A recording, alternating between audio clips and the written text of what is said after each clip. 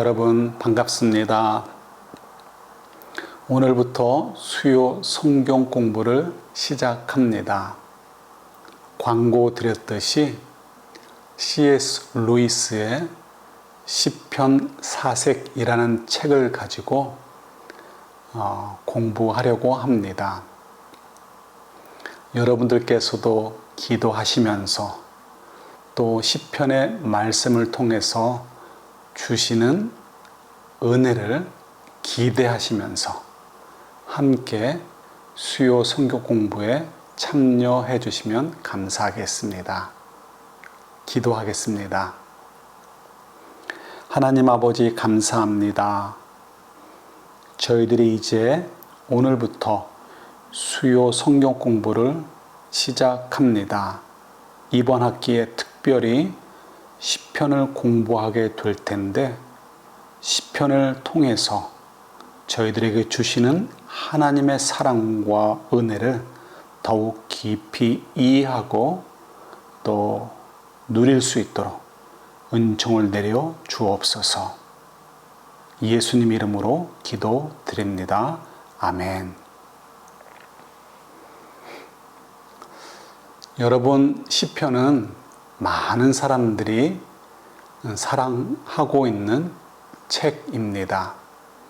성경의 66권 가운데 가장 많은 분량을 차지하듯이 많은 사람들의 위로가 되어지고 또 관심을 끌기도 했던 책이 시편입니다.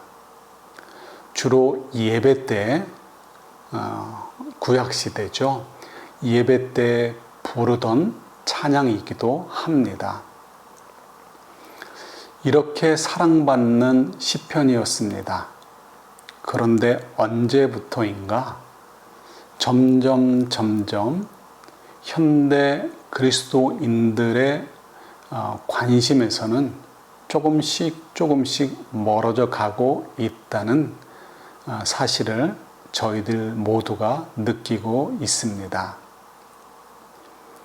오래전에 신구약 성경을 묶어서 인쇄되는 성경이 있었고요. 또 얇게 가지고 다니기 편하게 만들어 놓은 신약 성경이 있었습니다. 그러한 신약 성경에도 보면 반드시 구약 성경 가운데 한 권이 들어가 있었습니다. 포함되어 있는 거죠. 부록처럼. 무슨 책이었을까요? 네, 시편이었습니다. 신약 성경 책에도 시편이 끼어 들어갈 만큼 그만큼 많은 분들에게 사랑을 받았던 것이 시편입니다. 네, 실제로 저희가 인생을 살다 보면 힘들 때가 얼마나 많이 있습니까? 억울하게 느껴질 때도 있고요. 답답할 때도 있고 정말 다른 사람들에게 이야기하기 어려운, 그러면서 우리를 너무 어렵게 몰고 가는 일들이 있을 수 있습니다. 그럴 때 저희들이 욥기서를 통해서도 위로를 받지만 특별히 시편 기자들의 고백을 통해서, 노래를 통해서 저희들이 크게 위로를 받고 힘을 얻곤 하였습니다.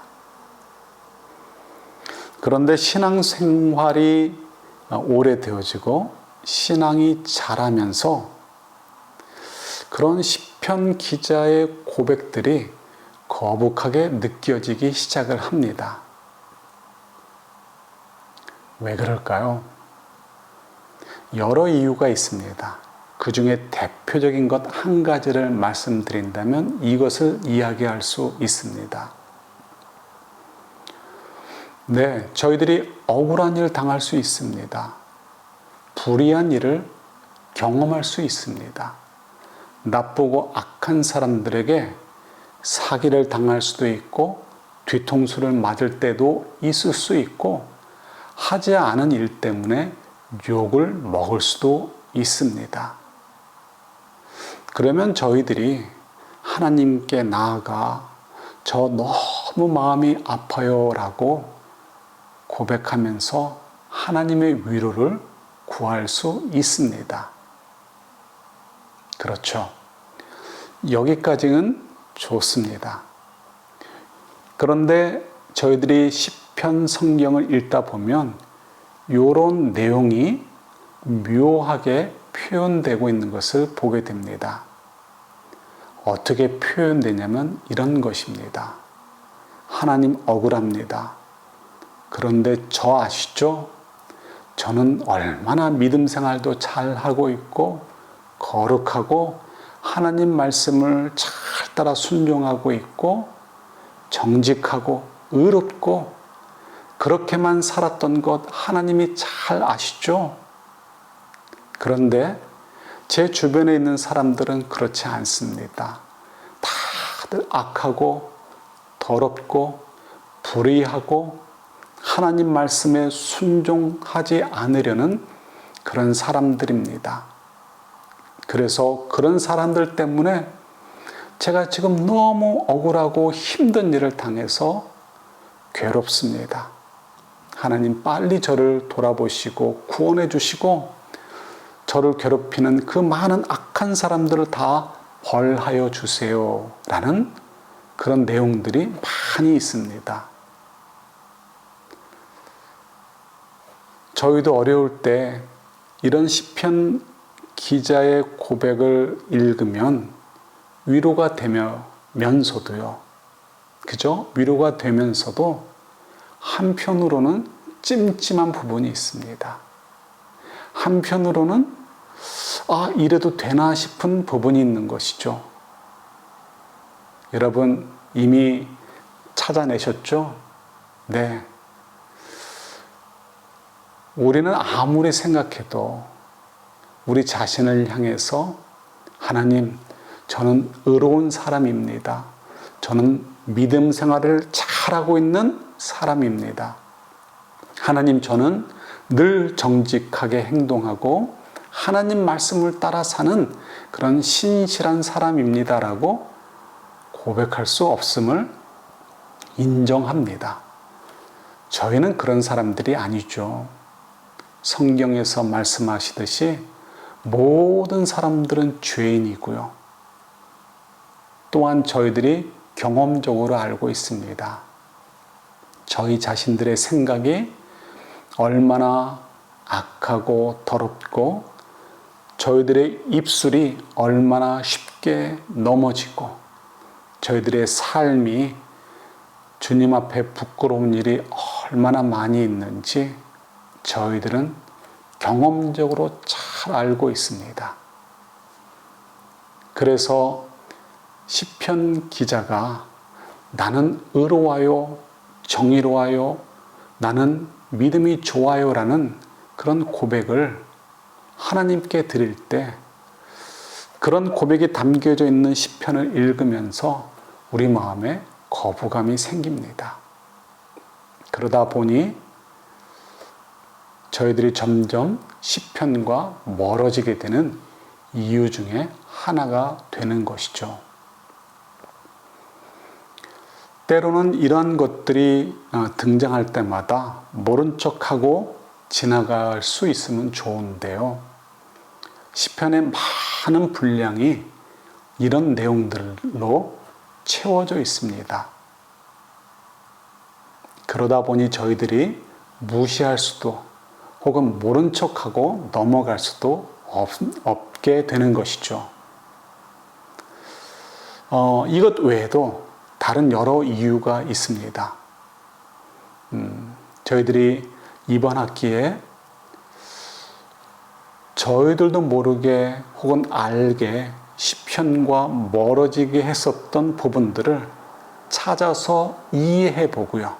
공부함을 통해서 시편의 그 귀한 말씀들, 하나님께서 주신 그 귀한 말씀들이 어느덧 우리 곁으로 돌아와서 우리에게 말씀하여 주시고 위로해 주시는 그런 은혜의 통로가 될 수 있기를 바랍니다.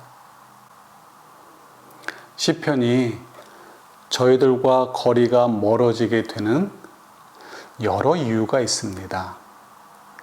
그 중에 오늘은 한 가지만 잠시 생각해 보려고 합니다. 여러분, 재판, 심판 하면 어떤 feeling을 느끼십니까? 재판정에 쓴다. 내가 내일 재판정에 나가야 된다라고 생각하시면 어떤 감정이 드십니까? 많은 경우는 두렵고 스트레스가 될 것입니다. 왜냐하면 재판정에 서서 뭔가를 진행하게 된다는 사실은 굉장한 결과, 어찌할 수 없는, 움직일 수 없는 결과가 결정되어진다는 사실 때문에 그렇습니다. 그 재판정에서 판결이 내려질 때 벌금이 100불, 200불 혹은 500불 이 정도의 내용이다라고 한다면 사실 크게 걱정할 것은 없습니다. 그러나 일반적으로 재판정에 설 때는 그 정도의 액수가 아니죠. 몇만 불, 몇십만 불이 될 수도 있습니다. 심지어는 재판의 결과에 따라 한 달, 혹은 6개월, 혹은 1년, 혹은 10년, 혹은 그보다 더 긴 시간을 가족들과 사회와 격리되어 높은 담장 안 교도소에서 보내야 될 수도 있습니다. 그래서 사람들은 재판정을 생각하면 혹은 심판을 생각하면 두려운 마음을 갖게 되어지고 거리를 두고 싶어 합니다. 반면에 시편에 나와 있는 내용들을 보다 보면 시편의 저자들은 저희들의 일반적인 생각과 다른 feeling을 느끼고 있음을 보게 됩니다. 그분들은 어떤 feeling을 느끼고 있었을까요? 한번 찾아보시겠습니까? 두 구절을 보도록 하겠습니다. 먼저 시편 67편 4절 말씀입니다. 여러분 읽으시면서 시편 기자, 시편의 저자는 재판 혹은 심판에 대하여 어떤 feeling을 느끼고 있었을까 한번 찾아보아 주십시오. 생각해 보아 주세요. 주님께서 온 백성을 공의로 심판하시며 세상의 온 나라를 인도하시니 온 나라가 기뻐하며 큰 소리로 외치면서 노래합니다. 셀라. 어떻습니까? 금방 이해하시겠죠? 한 구절을 더 읽어드리겠습니다. 시편 96편 12절과 13절입니다. 또 한번 여러분들께서 유대인들 또 시편의 기자들은 재판에 대하여 심판에 대하여 어떠한 이해를 하고 있었는가 한번 생각해 보아 주세요. 12절입니다. 들과 거기에 있는 모든 것도 다 기뻐하며 뛰어라. 그러면 숲속의 나무들도 모두 즐거이 노래할 것이다. 주님이 오실 것이니 주님께서 땅을 심판하러 오실 것이니 주님은 정의로 세상을 심판하시며 그의 진실하심으로 뭇 백성을 다스리실 것이다. 아멘. 네, 지금 읽어드린 두 구절만 보더라도요, 시편의 저자들 혹은 유대인들이 재판정에 대한 생각을 할 때 우리와 상당히 다른 이해를 갖고 있구나 하는 것을 보게 됩니다. 저희들의 경우는 재판, 심판 그러면 경직되고 피하고 싶은 일입니다. 그렇지만 시편의 기자들의 고백을 보면 재판이 벌어지는 것을 고대하고 기대하고 있는 것을 보게 되죠. 재판이 벌어지게 되었다라는 사실 때문에 모두 즐거이 기뻐 뜀뛰며 노래하라라고 하는 것을 발견하게 됩니다. 이상하죠? 마치 시상식에 가는 모습 같고 큰 상금을 받으러 가는 사람의 모습들처럼 느껴집니다. 이유가 있습니다. 이 재판정은 하나님의 재판정입니다. 불의한 재판관에 의해서 오염되지 않는 강하고 부유한 사람들의 뇌물과 압력에 의해서 뒤틀어진 판결을 내리는 그런 불의한 재판정이 아니죠. 어느 누구도 흔들 수 없는 정의, 어느 누구도 방해할 수 없는 의로움이 돌아보아지고 선포되어지는 재판정을 생각합니다. 그 재판정, 바로 하나님의 재판정이신 것이죠. 그럼에도 불구하고 이분들은, 시편의 기자들은 어떻게 즐거워할 수 있을까요? 아무리 정의로운 재판이 벌어진다 할지라도, 아무리 공정한 재판이 벌어진다 할지라도 자기들에게 큰 기쁨이 될 것이다라고 어떻게 믿고 있을까요? 생각할 수 있을까요? 이유는 의외로 간단합니다. 하나님은 자신 편이라는 것이죠. 하나님은 자신을 사랑하신다는 것입니다. 이 말씀은 결국 내가 어려운 일을 당하고 억울한 일들을 경험한다 할지라도 하나님은 다 알고 계시고요. 하나님의 때에 재판정이 열리듯이 반드시 우리가 경험하고 있는 일들에 대하여 하나님의 의로운 판결이 있어지게 될 것이다라는 그런 믿음을 깔고 있는 것입니다. 하나님은 내 편이다. 하나님은 나를 사랑하신다.